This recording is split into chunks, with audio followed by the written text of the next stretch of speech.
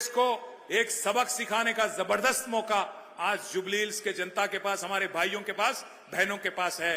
आप याद रखिए, आज तारीख में ऐसी कोई रियासत नहीं थी जिसमें आपका कोई भाई वजीर नहीं था कांग्रेस के हुकूमत में, पर आज पहली बार तेलंगाना में ऐसी हुकूमत है जहां ना कोई एक एमएलए है, एक एमएलसी है मुसलमान, वरना एक कोई వజీర్ है।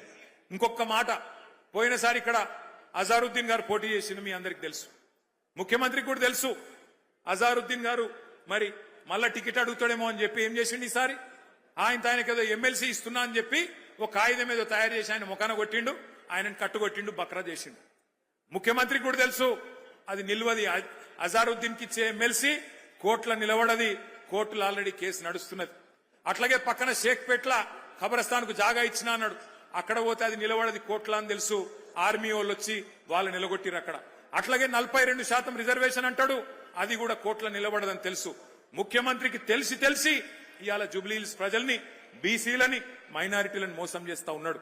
అందుకే మరి జూబ్లీ హిల్స్ లో కాంగ్రెస్ పార్టీని చిత్తుగా ఓడిస్తే తప్ప మరి ఈ హామీలు అమలు కావు।